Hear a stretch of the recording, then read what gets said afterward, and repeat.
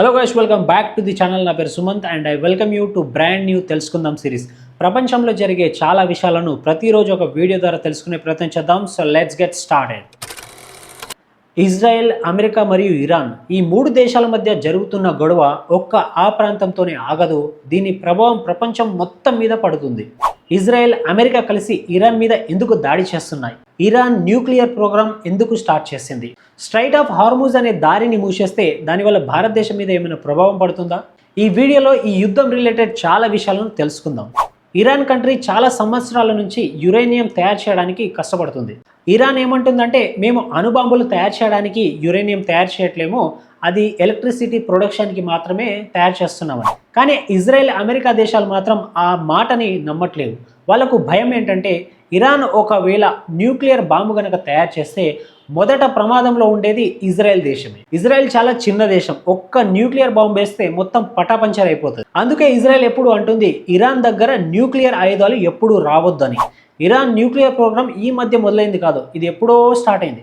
1957లో మొదటిసారి Iran nuclear research మొదలుపెట్టింది. తర్వాత ఇరాన్, ఇరాక్ మధ్య ఘోరమైన యుద్ధం జరిగింది. అప్పుడు ఇరాన్ అనుకుంది, మన దేశాన్ని కాపాడుకోవాలంటే ఫ్యూచర్లో శక్తివంతమైన ఆయుధాలు కావాల్సిందే అని. 1990 తర్వాత చైనా, రష్యా లాంటి దేశాలు ఇరాన్ను సపోర్ట్ ఇవ్వడం మొదలుపెట్టాయి. అప్పటి నుంచే ప్రపంచానికి డౌట్ మొదలైంది. అయితే ప్రపంచంలో న్యూక్లియర్ ప్రోగ్రాంలను చూసే అంతర్జాతీయ సంస్థ ఉంది.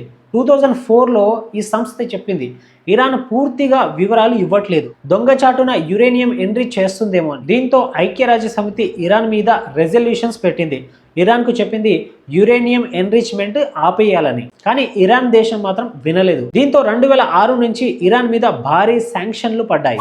అయితే 2015లో ఒక పెద్ద న్యూక్లియర్ ఒప్పందం జరిగింది. ఈ ఒప్పందం ప్రకారం ఇరాన్ యురేనియం ఎన్రిచ్మెంట్ తగ్గించాలి, బయట తనిఖీలకు ఒప్పుకోవాలి. అంటే ఏ దేశమైనా ఇరాన్ ఏమైనా తయారు చేస్తుంది అనిపిస్తే వాళ్ళను వచ్చి చూసుకునేటట్టు పర్మిషన్ ఇవ్వాలి. దానికి బదులుగా శాంక్షన్లను తీసేశారు. కొన్ని సంవత్సరాలు పరిస్థితి కంట్రోల్లో ఉంది. కానీ 2018లో అమెరికాలో ప్రభుత్వం మారింది. అమెరికా ఆ ఒప్పందం నుంచి బయటకు వచ్చేసింది. మళ్ళీ ఇరాన్ మీద శాంక్షన్లు పెట్టేసింది. దీంతో ఇరాన్ కూడా మళ్ళీ యురేనియం ఎన్రిచ్మెంట్ పెంచేసింది. అక్కడి నుంచి అసలు ఇష్యూ అనేది స్టార్ట్ అయింది. అయితే రీసెంట్గా అమెరికా, ఇరాన్ మధ్య న్యూక్లియర్ చర్చలు అనేవి జరిగాయి. కానీ అన్ని చర్చలు ఫెయిల్ అయిపోయాయి. దీంతో ఇజ్రాయెల్, అమెరికా కలిసి ఇరాన్ మీద దాడులు మొదలుపెట్టింది. ఇదే యుద్ధానికి turning point.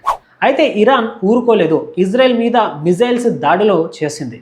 America military బేస్లను target చేసింది. ఇజ్రాయెల్ దగ్గర ఐరన్ డోమ్ లాంటి డిఫెన్స్ సిస్టమ్ ఉంది. ఇది బయట నుంచి వచ్చే డ్రోన్స్ అండ్ మిజైల్స్లను ఆపుతుంది. కానీ ఇరాన్ మిజైల్స్లను చాలా ఎక్కువ సంఖ్యలో వేస్తుంది. ఇప్పుడు మీకు వచ్చే ప్రశ్న ఏంటంటే, ఇరాన్ ఎందుకని ఖతర్, యుఏఈ, కువైట్ లాంటి దేశాల మీద దాడులు చేసిందని? దానికి కారణం ఒక్కటే, ఈ దేశాల్లో అమెరికా మిలిటరీ బేస్లు ఉన్నాయి. అంటే ఇరాన్ ఎటాగో అమెరికా చాలా దూరంలో ఉంటుంది, అంత దూరం నుంచి వెళ్ళి ఫైట్ చేయడం కుదరదు. కాబట్టి ఇక్కడున్నటువంటి మిలిటరీ బేసెస్ మీద దాడులు చేసింది. ఇప్పుడు అసలు ప్రమాదకరమైన విషయం ఏంటంటే, స్ట్రైట్ ఆఫ్ హార్మూజ్.